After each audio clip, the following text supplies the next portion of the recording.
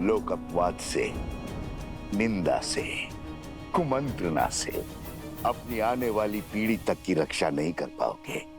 अपमान से। जब असत्य परिवार में प्रवेश करता है तो प्रेम और सम्मान सबसे पहले खिड़की से भाग जाते। सच कहूं राम, मैं तुम्हें मारूंगा नहीं, मैं तो तुम्हें जीवित रखकर तुम्हारी मृत्यु का आनंद लूंगा, तुम्हारी मर्यादा के वध का साक्षी बनूंगा।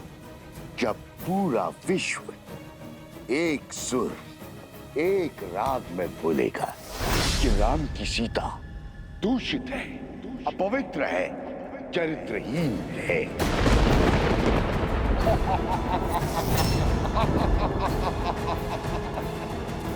पापी, तूने मेरी माता के लिए अपशब्द कहे। हनुमान,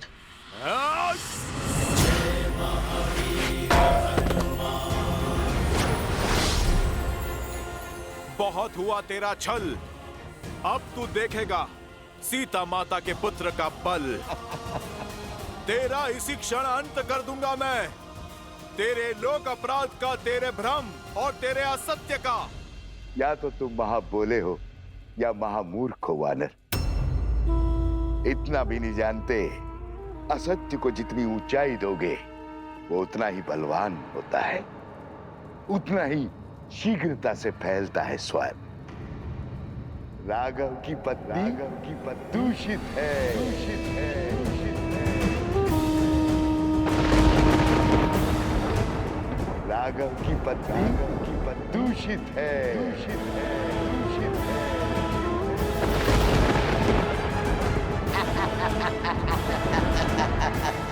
राघव की पत्नी दूषित है।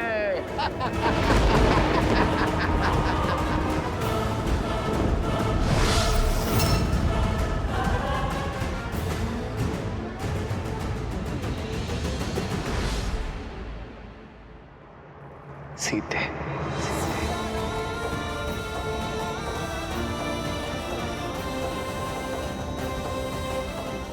अधर्म ने चाहे जितने भी सशक्त कवच पहने हो, मेरे श्री राम उसके अंत का कोई ना कोई हल अवश्य निकाल लेंगे।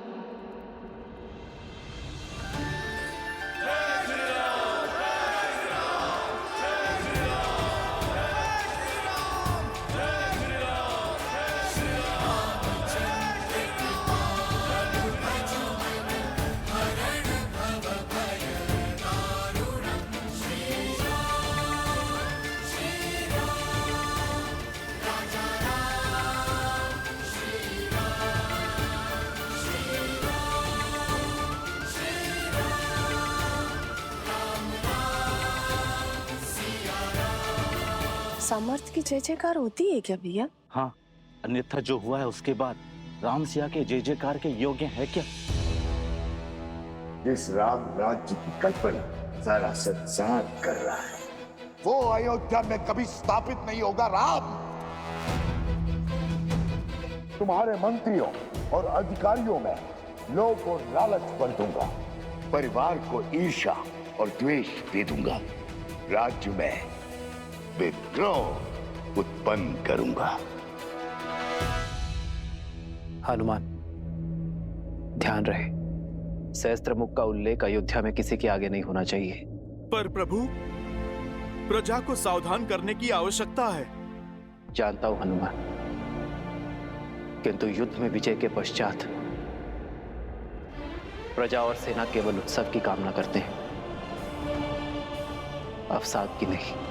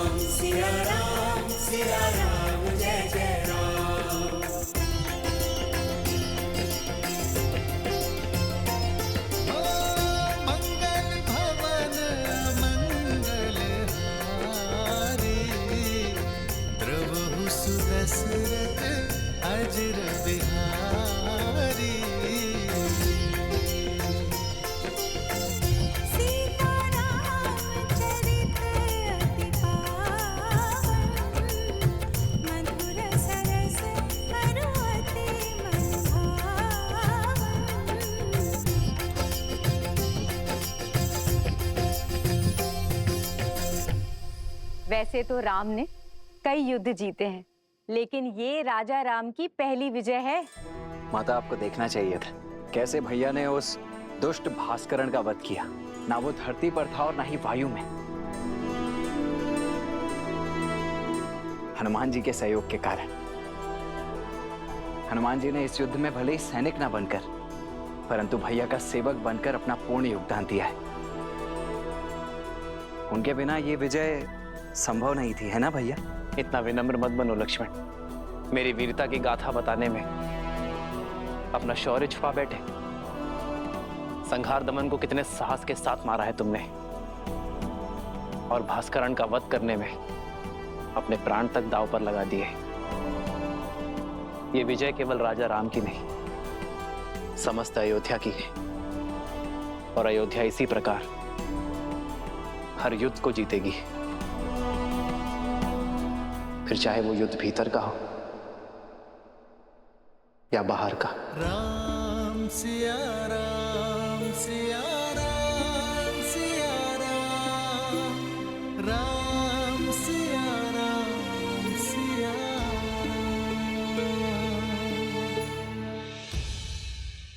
उचित समय पर आए हो पुत्र। हाँ पुत्र, कल वसंत पंचमी के अवसर पर सीता के गर्भ के पुष्पवंश संस्कार का मुहूर्त निकला है। तुम्हारा होना भी वहां अनिवार्य है। अब तुम आ गए हो तो सारी पूजा विधि विधान पूर्ण हो जाएगी। अवश्य मां।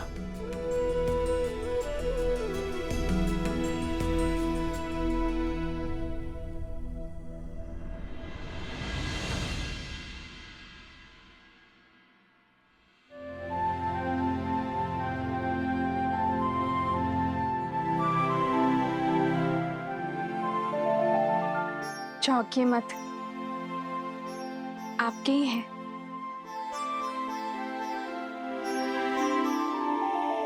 कौशल्या माता ने दिए। कह रही थी जिन खिलौनों से पिता खेले हैं, पुत्र भी उन्हीं से खेलेंगे। वैसे राजा बनने के पश्चात आप एक वचन भूल सा गए हैं आर्य। कैसा वचन सीते? वही जो विवाह के समय दिया था। आधा अंग है हम एक दूसरे का। सुख के साथ साथ दुख और चिंता में समान भागीदार है। तो बताइए, ऐसा क्या है आर्य जिसने आपकी विजय की मुस्कान को धुंधला कर दिया है?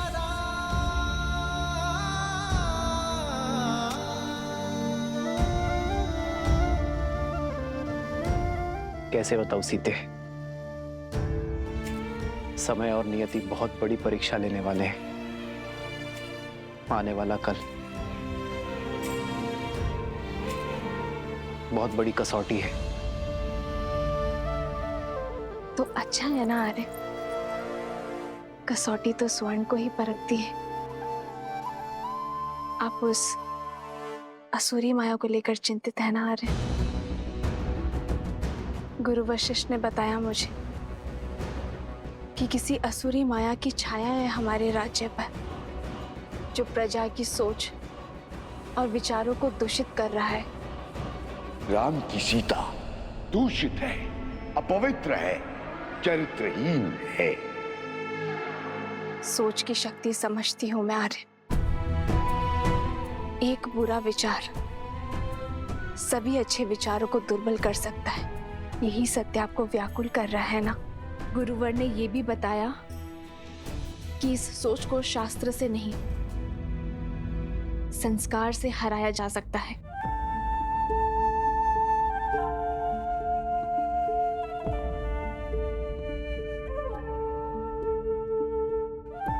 गुरुदेव ठीक कहते हैं सीते। संस्कार की शक्ति ही मन को स्थिर कर सकती है, किंतु यह इतना सरल नहीं होगा। जैसे पके हुए घड़े पर माटी नहीं चढ़ाई जा सकती, वैसे ही एक व्यक्ति के युवा हो जाने पर उसके संस्कार नहीं बदले जा सकते। संस्कार बालकों को दिए जाते हैं सीते, युवाओं को तो शिक्षित किया जाता है। और अब मैं भी वही करूंगा। अपने राज्य को, अपनी प्रजा को शिक्षित करूंगा। क्योंकि विद्या ही अब एकमात्र मार्ग है।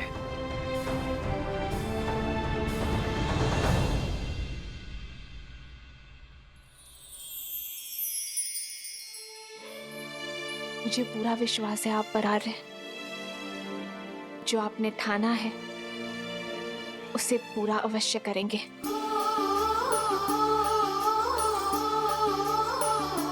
तुम्हारे साथ के बिना ये सब संभव नहीं है सीते। तुम्हारा मुझ पर अटूट विश्वास ही मेरी शक्ति है। जन्म जन्म का है ये संगम, राम रतन सीता वैभव धन। अर्धांगिनी हूं आपकी, सदा आपके पास। हम दोनों मिलकर सब संभाल लेंगे आर्य। हम दो नहीं सीते, हम तीन। हमारे प्रेम और संस्कार का संगम है ना हमारे साथ। राम सिया राम सिया राम सिया राम, राम सिया राम सिया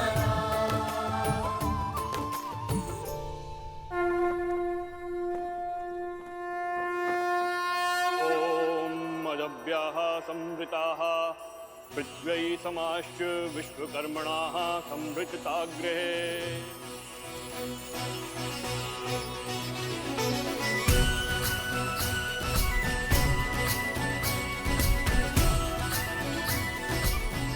पुत्री, ये किलोई भस्म है। इसे अपने दाहिने हाथों से अपने नाक के ऊपर लगाओ और श्वास के साथ भीतर लो। किलो की ये गंध तुम्हें और तुम्हारी संतान को स्वस्थ रखेगा। मंगल भवन अमंगल हारी, द्रवहु सुदशरथ अजर बिहारी। राम सिया राम सिया राम जय जय राम। गर्भ धारण के बाद यह औषधि अमृत के समान होती है राम। जिस प्रकार सूर्य की किरण पृथ्वी को जीवन देती हैं, उसी प्रकार यह औषधि गर्भास्थ शिशु को पोषण देती है। शरीर के साथ साथ आत्मा को भी शक्ति प्रदान करती है। माता शिशु का आधार होती है। शिशु के प्रति अपने दायित्व को लेकर सदा सज्ज रहती है। किंतु शिशु और समाज के कल्याण के लिए माता पिता के साथ साथ परिवार के जनों को भी यह आश्वासन देना होगा कि वो गर्भ में पल रहे शिशु को सभी समाज की कुरीतियों से बचाएंगे और उसके विकास के लिए सदैव सहायक रहेंगे।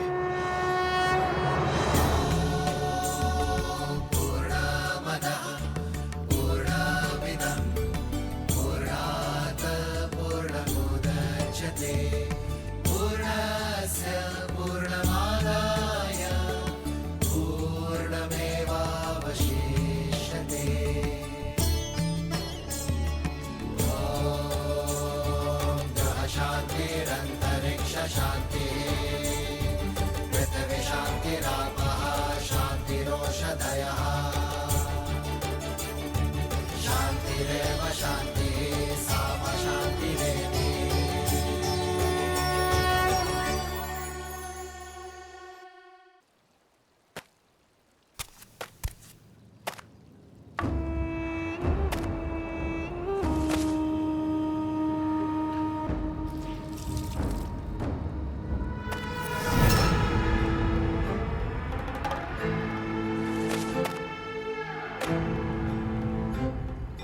नेत्रवस्त्रक, जाने कहां से कपड़ों पे ये लांछन लग गया। ये स्वच्छ हो जाएगा। ये तो शिव मंदिर की पिछली वाली दीवार में लगी गाय का धब्बा है। मंदिर के ऊपर जामुन का पेड़ है, उसी का रस, दियों का तेल, दीपक का काजल, सभी का मिश्रण है ये धब्बा। छूटना थोड़ा कठिन है, पर चिंता ना करो, ये धब्बा छूट जाएगा। अद्भुत, झट से पहचान लिया। गहरा अनुभव लगता है। काली को पहचान कर उसे साफ करना, ये तो वस्त्रक का कर्म है। सारी नगरी के मलिन वस्त्र यहीं आते हैं। बड़े से बड़े धनवानों के वस्त्रों के दागों को देखकर पहचान जाता हूँ कि कौन कहां से लांछन लेकर आया है। इतना गहरा अनुभव उचित है, उचित है। फिर तो ये भी जान जाते होंगे कि लांछन व्यक्ति पे लगा है या वस्त्र पे। अब हमारी सीमा तो वस्त्रों तक ही सीमित है। हम वस्त्रों के लांछन को ही पहचानते हैं और बस, और उन्हीं को ही धोते हैं। उचित कहा मित्र। वस्त्र पे लगा लांछन तो धुल सकता है, किंतु व्यक्ति पे लगा लांछन कभी नहीं धुलता, और विशेषतर व्यक्ति यदि नारी। मैं चलती हूँ। अच्छा ठीक है, ध्यान से जाना। और हाँ, और नदी जो है ध्यान से पार करना। कुछ बाढ़ के संकेत हैं। अच्छा जी। आप इसे संध्या को ले लेना। वाह मित्र, सीधे जाने को कह दिया। अंधकार होने से पहले लौटने का निर्देश भी नहीं दिया। इस पर कहने वाली क्या बात है, सदा आ ही जाती है। धन्य हो रे राजा राम और उसकी प्रजा। समाज के लांछन जानते हो और समझते भी हो, फिर क्यों देखकर अनदेखा करते हो? भूल गए, नारी पे लगा लांछन कभी नहीं धुलता। तुम्हारा मन पवित्र है, पर समाज का क्या? जंगल में मोहर नाचेगा तो कहां देखने जाओगे? अब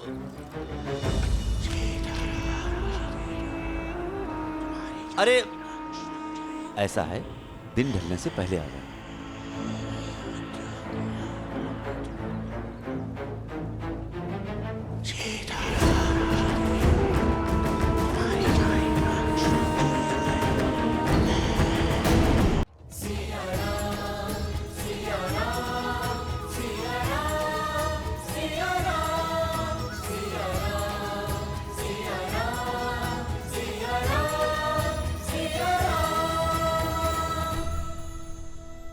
पूर्ण आहुति के लिए पायस प्रस्तुत हो।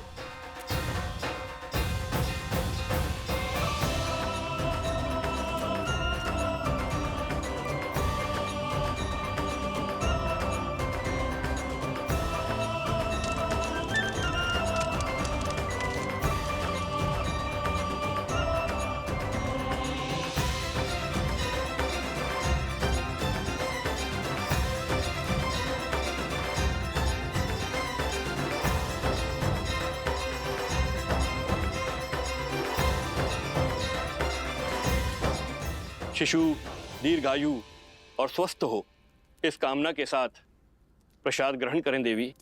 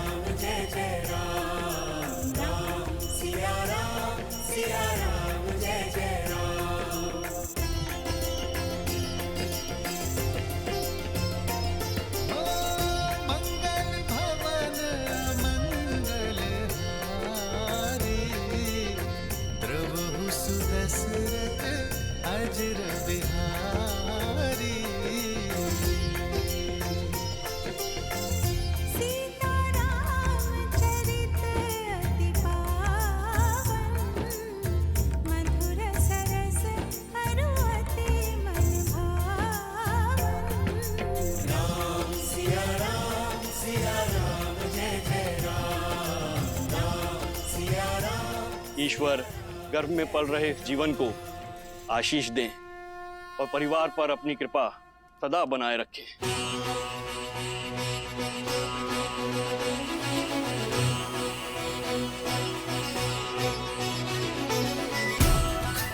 ये संतान राम राज्य में सुख और समृद्धि लाएगी। समृद्धि नहीं, समापन होगा। भूचाल लाऊंगा मैं राम राज्य में। भूचाल जिस तरह को वज्र का प्रहार भी तोड़ नहीं पाया, उसमें ज्वालामुखी का विस्फोट लाने की शक्ति है शब्द में। राई के दाने से भी छोटा होता है वट वृक्ष का बीज, पर चट्टान फोड़कर बाहर आ जाता है। सबके वस्त्रों को धोने वाले इस वस्त्र के मन में मैंने जो कलुषित धब्बा छोड़ा है, वो धीरे धीरे फैलकर पूरे राम राज्य पर ग्रहण लगा देगा राम राज्य।